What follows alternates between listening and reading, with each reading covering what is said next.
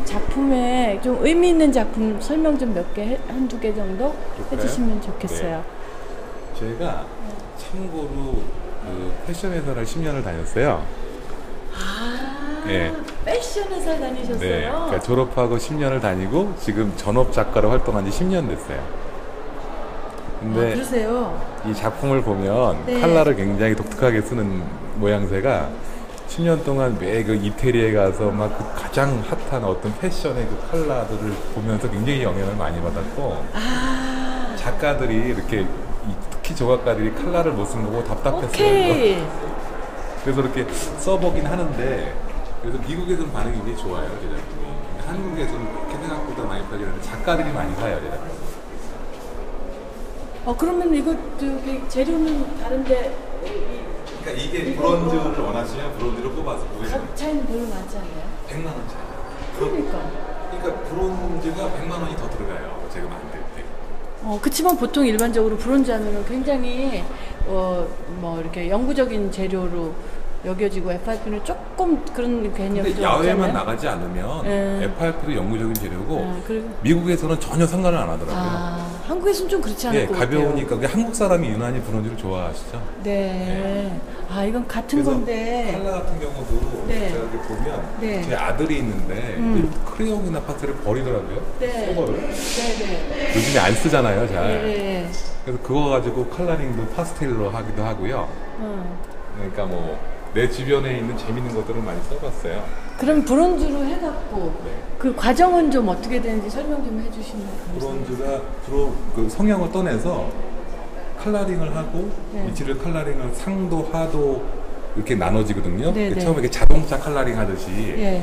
뭐 서페이스라는 게 있어요. 그래서 예. 하도를 칠하고 그다음에 내가 원하는 컬러를 칠하고 그다음에 코팅을 하는 거예요. 근데 지금 산업 현장에 굉장히 코팅이 다양하게 너무너무 좋은 재료들이 많이 나오는데 잘 모르시는 분들 많은데요. 네네네. 그 전에 내가 처음에 코팅을 하기 시작했을 때 이 실 자체가 어떻게 영구적으로 할 수가 없잖아요. 네네네. 근데 처음에 코팅할 때는 에폭시로 했는데 이게 다 젖었어요. 근데 젖지 않고 코팅이 되는 또 재료가 또 나왔어요. 그래서 저한테는 굉장히 고마운 재료들이 많이 나와서 저 같은 경우는 지금 현재 산업 재료도 굉장히 관심이 많아요. 그러니까 예. 정말 그 산업적인 상품의 개발은 지금 우리나라 뭐 최첨단이잖아요. 그렇죠. 그러니까 네. 그런 걸 조각 작품에 네. 이렇게 이용해서 네.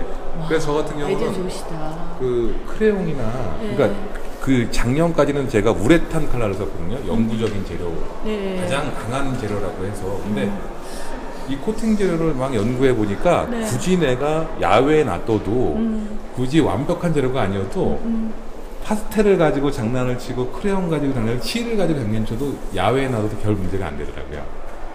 그리고 거기에 네. 코팅을 하니까요. 네네네.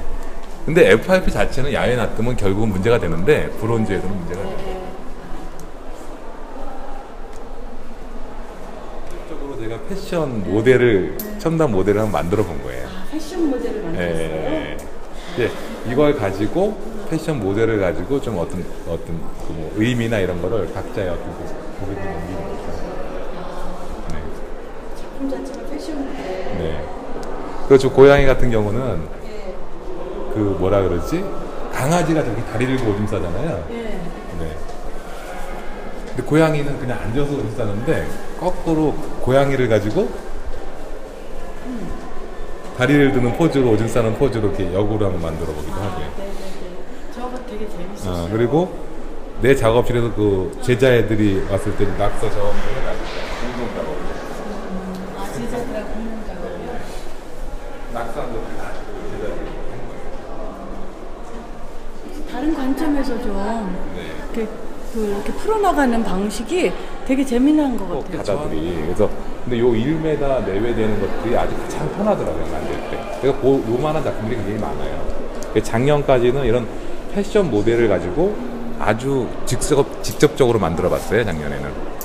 그리고 저 같은 경우는 의미 부여보다는 내가 어거지로 의미를 부여한다는 게 내가 그렇게 똑똑한 사람도 아닌데 나는 뭔가 만들면 저절로 내가 갖고 있는 게 담겨지지 않을까 하는 저거에서 그냥 직접적으로 모델을 만들어 봤어요. 그 이론가들 찾고 의미가 뭐냐를 굉장히 이렇게 중요시 여기는데 막상 작가들은 이 그 만드는 그 자체에서 즐거움과 형태, 색채 여기서 즐거움 많이 느끼는 것 같은데 선생님 경우 어떤가? 그러니까 저 같은 경우는 그 의미를 가지고 너무 파고 들어가면 과연 좋은 작품이 나올까 조금 의심스러워요. 네. 그러니까 의미라는 게 저 같은 경우는 이 작업을 할 때 내 자화상이라고 생각을 하거든요. 그러니까 알게 모르게 내가 경험하고 네. 그리고 내가 봐왔던 것들이 분명히 나오게 돼 있잖아요. 근데 거기에 잠깐만 엉뚱한 뻔한 이론을 의미를 부여하면 작품이 망치는 것 같더라고요. 그렇군요. 그래서 오히려 의미를 좀 버리고 있어요, 지금. 아무 생각 없이 그냥 만들기도 하고. 그러니까 순간적으로 역으로 이런 어떤 키치적인 작품도 나오고요. 네네네. 근데 여기에다 의미를 부여하게 되면 또 다른 막 고민이 되고 그러잖아요. 그래서 그걸 자꾸 배제하려고 노력을 해요. 예. 그래서 머리도 효과적인 네. 재료 네. 만드셔가지고 이렇게 딱 이거 잘 어울리네요. 예. 이렇게 물어볼까? 왜 작업은 심각해야 되는 거거든요. 저는 그리고 가장 좋아하는 게 내 작업을 보고 내가 즐기고 하고 있다는 게 보여주면 그게 가장 행복한 것 같아요. 네네네. 어떤 작업 보면 막 지치잖아요. 네네네. 너무 정말 고뇌가, 나 그거보다는 내가 즐기고 있다는 걸 보여주고 싶어요. 작업을 가지고. 네. 그래서 아마 과감하게 파스텔도 쓰는 거일 것 같아요. 네네네.